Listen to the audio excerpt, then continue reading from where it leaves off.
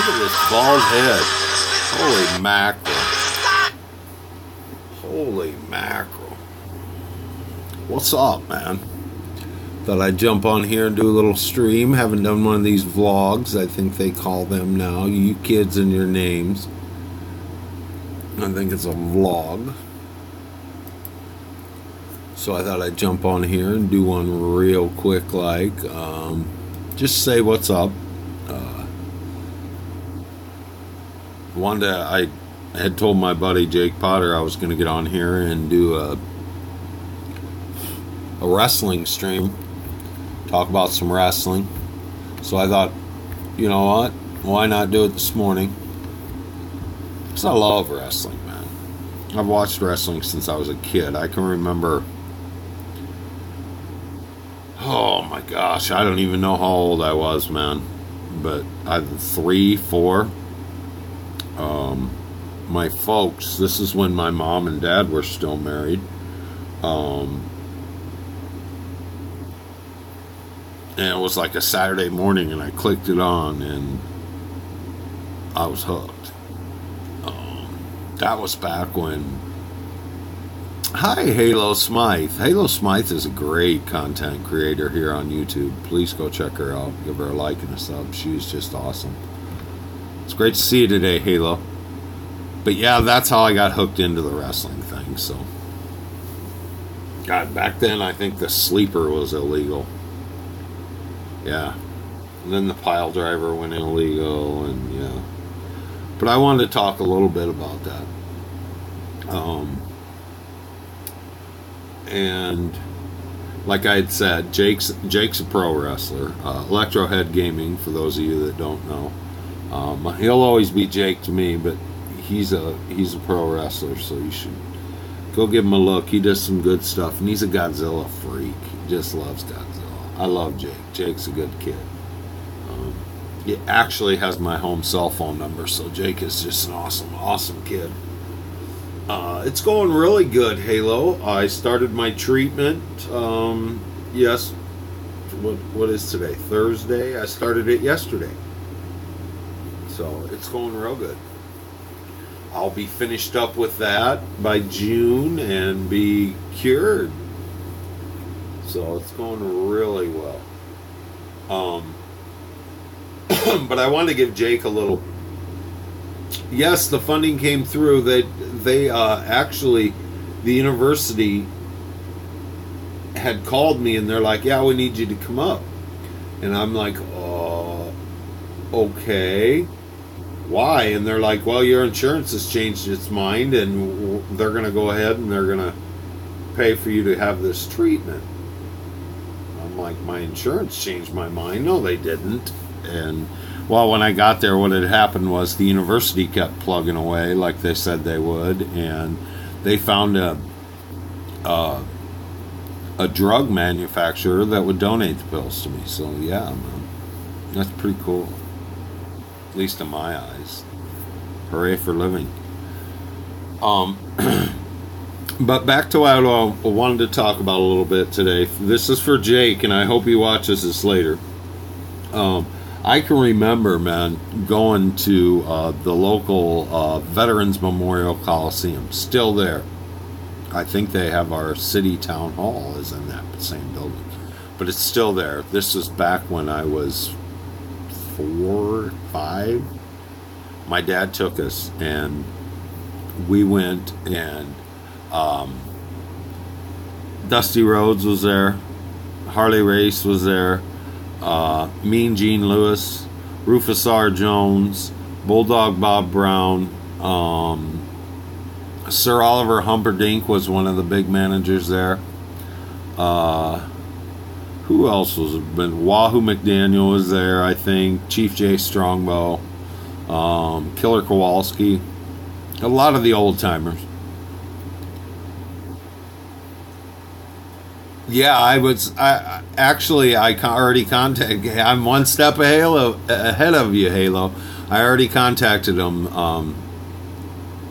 yesterday morning. I sent him a nice email and kind of a thank you from me. So I mean, they have life-saving drugs out there. This is what's crazy, people, to me. We're in 2018. Life-saving drugs out there, but if you don't have enough money, you got to play hell to get these drugs. And I've been battling this for a long time. Jake Potter, I was just talking about you, man. I was dedicating the first half of the stream to you. I was going to share some of my old wrestling stories. My story.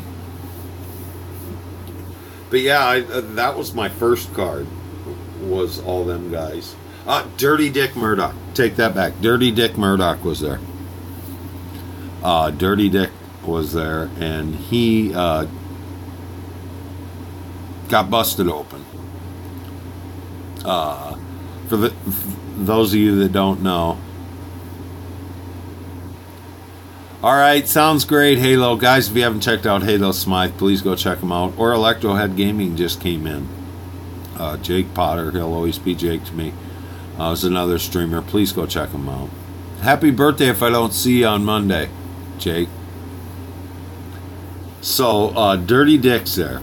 And he gets busted open. I think he was doing an angle with, if I remember right, this has been 40 years ago, if not 44 years ago. He was doing an angle with Dusty Rhodes. Somehow or another, he got hit in the head with a concrete block. And when he juiced himself up, I'm going to tell you what, guys. There's a vein that runs down through your forehead. Well, he had cut that vein. If you've ever seen the mass transit incident, it's another example of this. But when you cut that vein, every time your heart pumps, blood squirts up. And he was laying on his back in the ring, and I'll never forget my first exposure to a live wrestling thing. I'll never forget seeing that blood squirt. I see it in my dreams. The match was over immediately, obviously, but yeah, it was cool. 26. Wow. 26. Trying to remember what I did in my 20s. A lot of blow and a lot of strippers. Sorry. Honesty's the best policy now. More Tomb Raider tonight? I'll come check it out for sure, man. For sure. So yeah, that was my first exposure. Then I went down. They used to have a local show, you know, in the wrestling world back in the day. They used to have territories. So, if not each state, you know, one state would be the central hub, and then there'd be 2 or 3 states around them, maybe. Sometimes, if they were crazy, they'd be like Bill Watts, and they'd go halfway across the country to get territories. But what it was there was no one like there is now. There's one. WWE owns it all. I mean, there's a lot of indies out there, don't get me wrong, but the main moneymaker is WWE. Well, back in the day, everyone had a shot. You know, it didn't matter if you were Joe Blow from down the block running a wrestling promotion. You had a shot to get some action going, get some money flowing, you know what I'm saying? And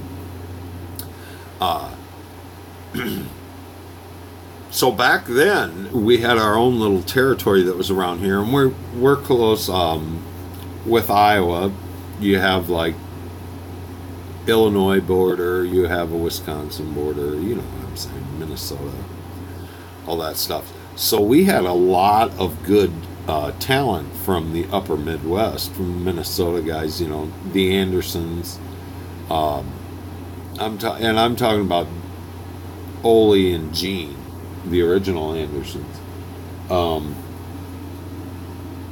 So there was people flowing through here like crazy all the time when I was young. And now that I look back, I appreciate it more. But at the time, you know, it's just wrestling. So, to see the way the guys worked, and like if like I said, Jake, if you get a chance, check it out. Go look up Rufus R. Jones, man, or Bulldog Bob Brown from Iowa. Those were hardcore wrestlers. I mean, and what I mean by hardcore, not like the hardcore in the sense of the tables, chairs, trash cans, tennis rack, not that kind of hardcore. I mean, these guys were men, man.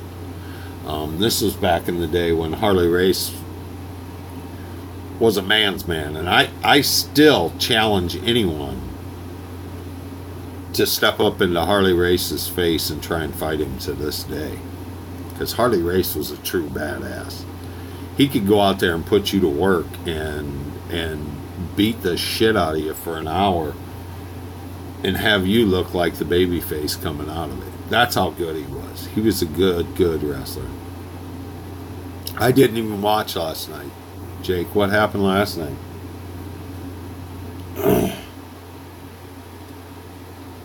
But I remember seeing him and Dusty Rhodes in some major bloodbaths down at the local Coliseum.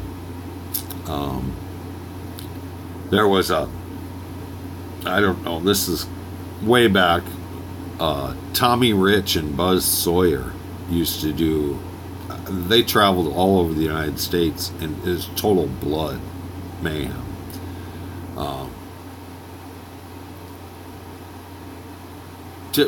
But Buzz Sawyer was a straight douche.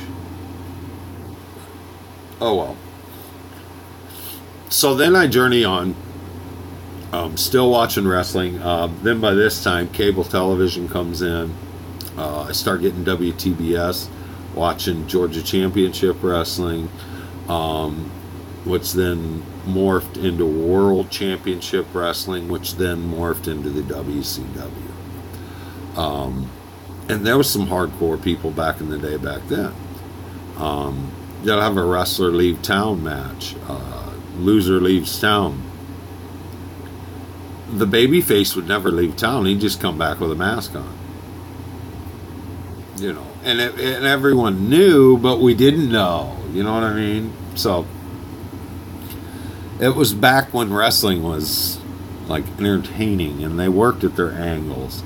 You know, because it's not like it is now where they have like acting coaches and they rehearse and they do. No, you got one shot back in the day. And we used to have this little television program, and I cannot think of the name of it for the life of me. But it was just a little indie circuit that came around. And there was this one, and his name was, I don't want to mispronounce it, and it's been so long, Ying Chen or something like that. But he was wore a mask, supposedly from Japan or somewhere over in the east, and after the matches we'd go down, they'd do some tapings down there or whatever. Well, after the matches we went down there, and he lost his mask at this one. And he was all hostile, and I was like 10 years old, maybe. And he was all hostile when he come out. Well, there was this one kid who'd been just aggravating throughout the whole night at the show. Well, this was after the show.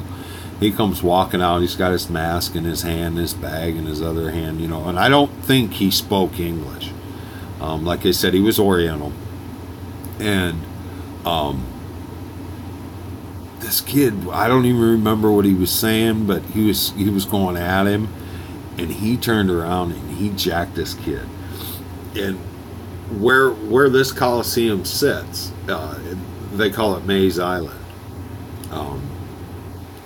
and there on both sides of this Coliseum are bridges, because it's an island in the middle of the river.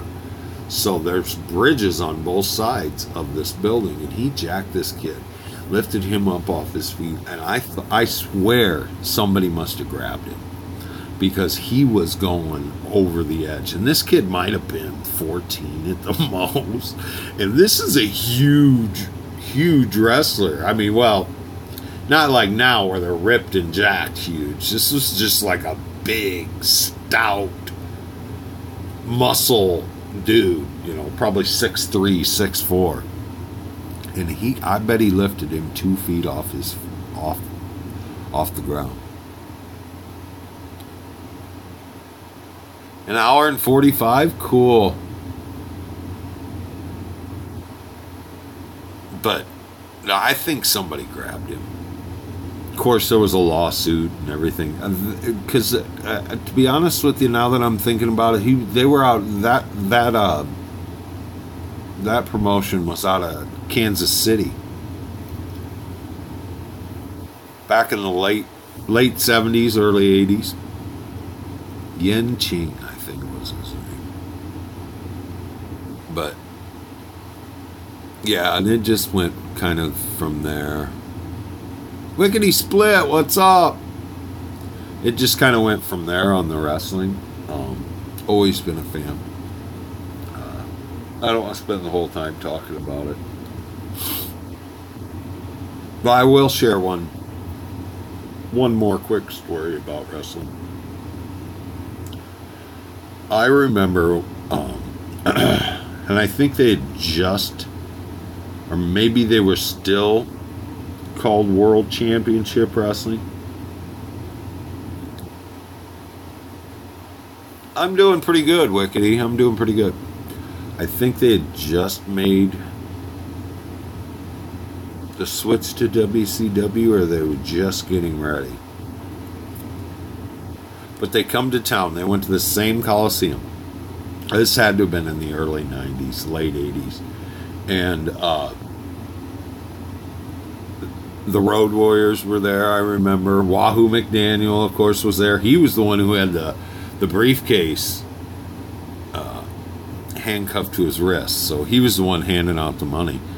Who else was there? I think Sting was there.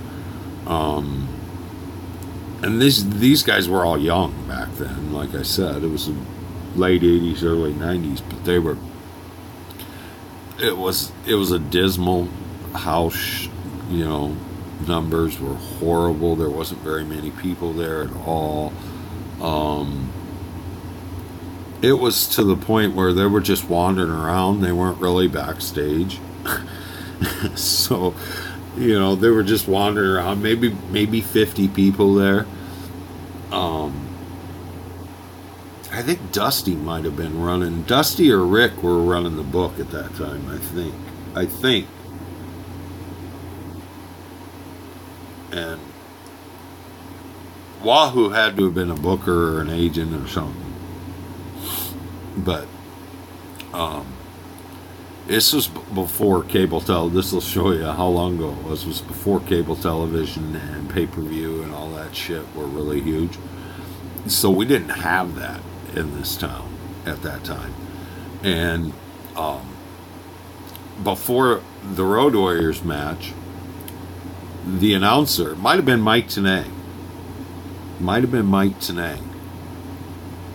He was just a ring announcer at the time. But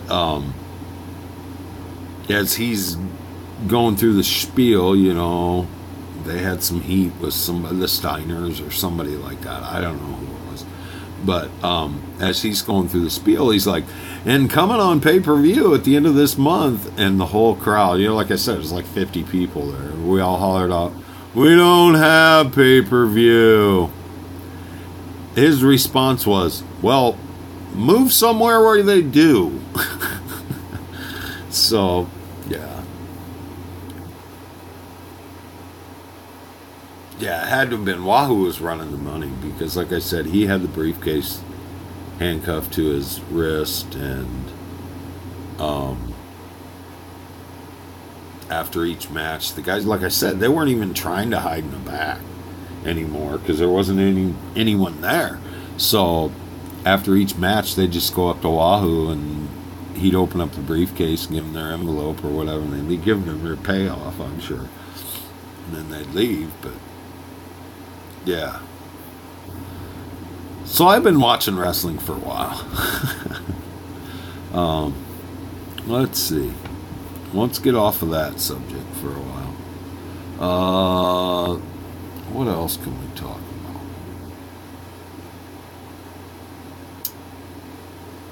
it's getting to the point where I think I don't like cold weather anymore. Just to be honest with you, man, I just think I hate it. And I think it's time for the cold weather to be done for this year. It's March in Iowa, though, man. And jeez, we'd have 10 inches of snow today, and tomorrow it's 60 degrees. You know, it's always the way it works. But cold, I'm getting burnt out. It's not really, I should say, it's not really the cold that bothers me. It's the snow. Yeah, it's pretty to look at and this, that, and the other thing, but then you look at your driveway and you gotta shovel that and you're like, fuck this snow. I've dealt with it all my life and I'm tired of the snow. But you know, it comes with the territory. If I didn't want to live in the snow, I'd be living in, I don't know, Arizona or somewhere. Then you can still have snow, but it's only in the mountain. You can drive the snow and drive away from it. I mean, it's not that it bothers me a lot. I'm just like, really? Especially this time of year. It snowed, I don't know, 2 inches or something the other day. I'm like, no, we're not shoveling. I've been done shoveling since February.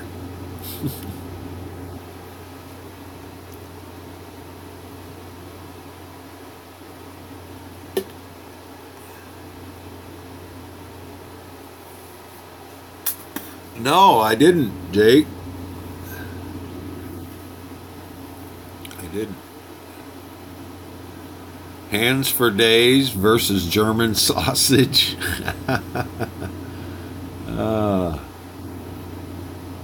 Guys, if you haven't, go check out Electrohead Gaming. He's a good kid. Good people, man. Good people. I love Jake. Jake's a good guy. And you made the team, Hands for Days.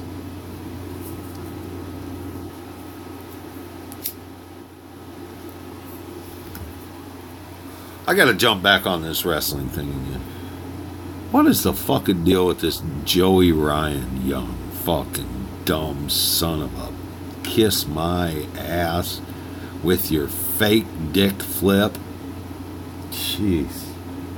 And you know what really upset me about that whole thing when they were bringing that up is Mick Foley took that bump.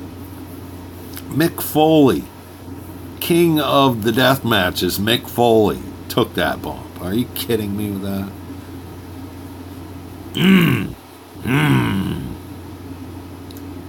He don't need the money. Mick Foley's always been good with his money. Jim Cornette really tore him up.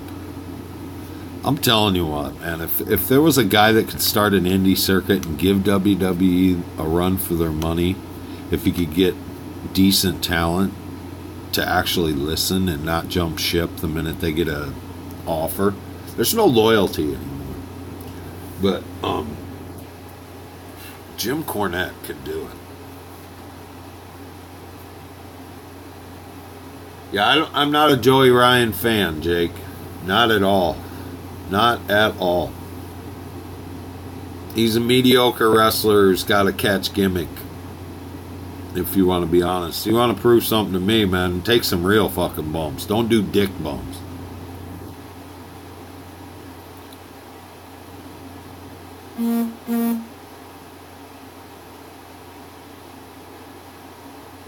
I don't know. I'm old school when it comes to some stuff, and then I'm more progressive on other stuff. I love death matches. I love that kind of stuff, you know. But when it gets to be silly, then I'm just like, what? Come on. I haven't seen anyone that could do like one of those gayish characters since Adrian Adonis. To be honest with you, I really haven't. I take that back. Take that back. Gold Dust. Dustin Rhodes could, and still to this day does that character perfect. I can remember seeing his very first match on television. It was at TBS Studios back when they used to do the thing. Rico, was he a newer cat? Probably not.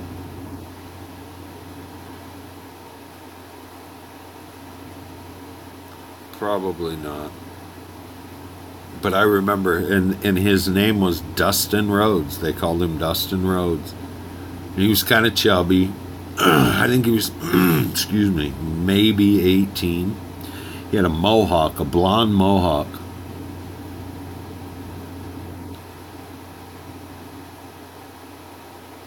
Late 2000s. I didn't see it.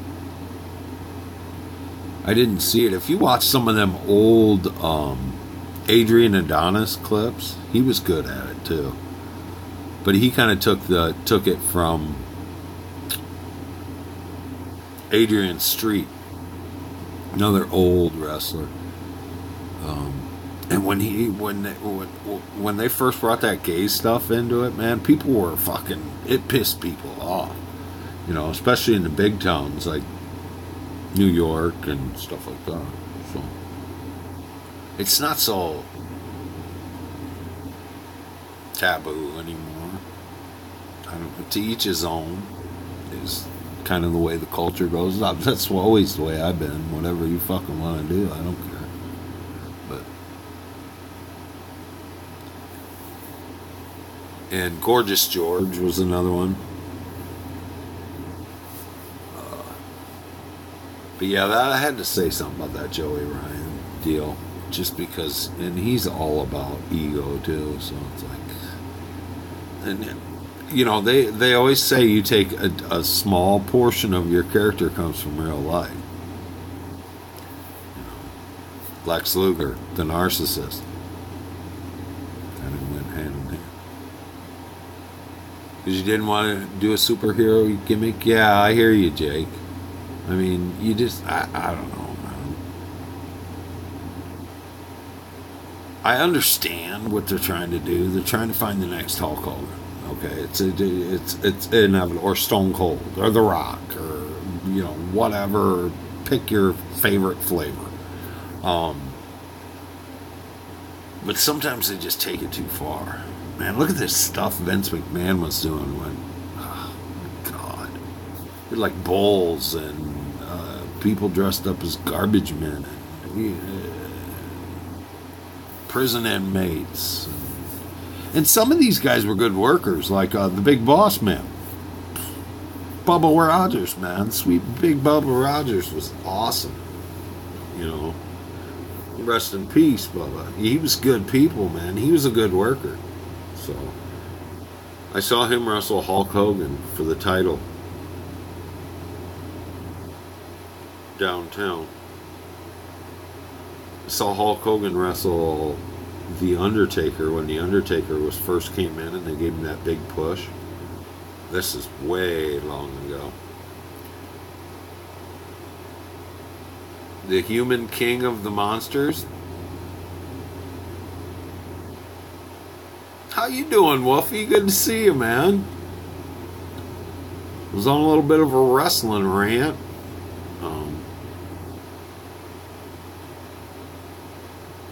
I don't know. I guess to each his own, however you want to blaze your path, you know. I'm just old school when it comes to that. Where it was, your gimmick was you were a badass, tough wrestler. Not a fan of the fake stuff? Yeah. It's just been ingrained into my head for so long. So, I don't know. What else did I want to talk about?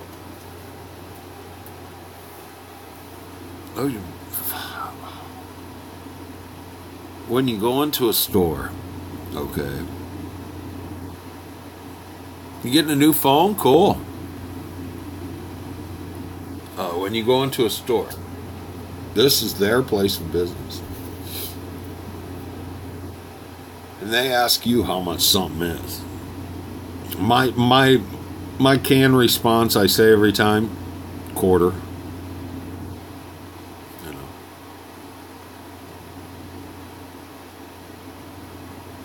If you're gonna ask me how much a free, this is your store, dude. If you don't know how much it is, I'm sorry. You're gonna go figure it out. I'm not gonna walk over there and figure it out. If you don't know how much this is, then I'm not gonna go figure it out for you, man. I'm an asshole like that. How much is that? All right. Did you happen to see how much that was? Yeah, it was 25 cents. Sir, could you get a price for me? No. Can you get a price for me so I can go?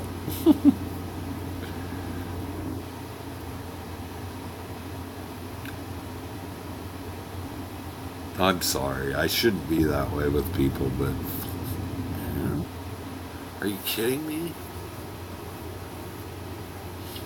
Or people that say, that was rude.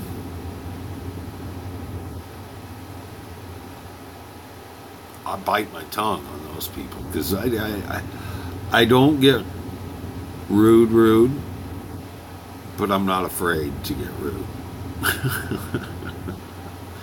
Just because I'm just tired of the... When you go into a store, okay, I always have my best episodes at the fucking store. When you go into a store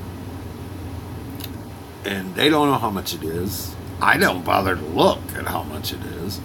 Then they go and they look and see how much it is, and they come back and they're all pissed off because they had to come out from behind their little fucking cubicle area and go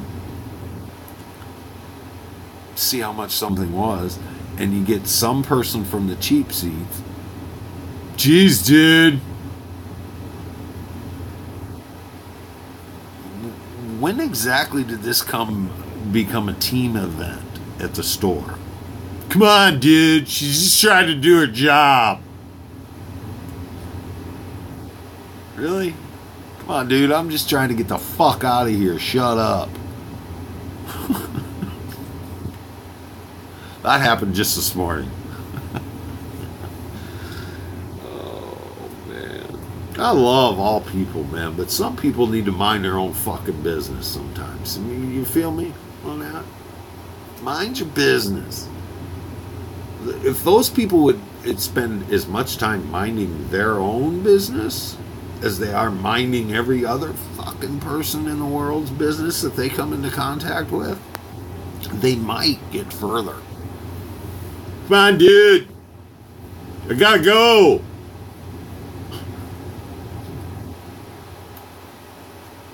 I don't know what to say then. Go. Bye.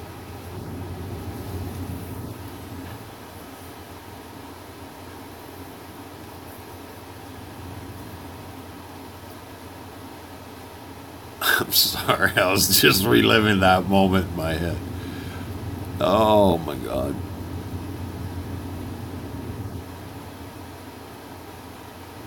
Dumber than a second coat of paint is right, man. Come on, dude. Hurry up. Dude, you fucking yelling at the wrong guy. Fucking yell at them. Don't yell at me. It's their process. I'm just trying to follow it. I got my money right here in my hand.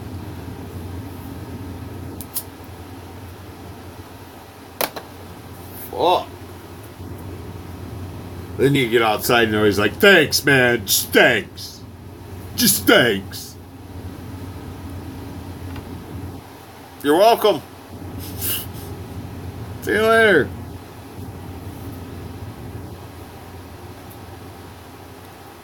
I'm glad I made an impact. Go home and drink it off. I don't know what the fuck to say. I'm sorry. You know? They're the ones who don't know the prices, not me. Hey. But that's about all I want to rant about today. I could go on and on about that scenario. I may do another stream later. I don't know. This was just kind of a quick one. I want to do one. I want to talk about some more politics. Not necessarily nitty gritty or, you know, total bipartisan, fucking straight down the middle. Politicians in general. Just, it's becoming less about us and more about them. So, all right, Jake, I'm going to for sure come and check you out, brother. Thanks for coming in, all you guys. I appreciate all you people. We'll keep these rolling. If you'd like to donate, you can donate at paypal.me/mind69. Any and all donations will be accepted. I appreciate all you people, like I said. Sorry I kind of went on the wrestling thing, but I told Jake the other day I was going to talk about wrestling. And I wanted to throw in my story of the store, of course. You know, I've always got stories, so maybe later I'll get on here and I'll think of some other stuff I can tell you about. I think all the statute of limitations have run out, so. Peace. See you, man. Thanks for coming in.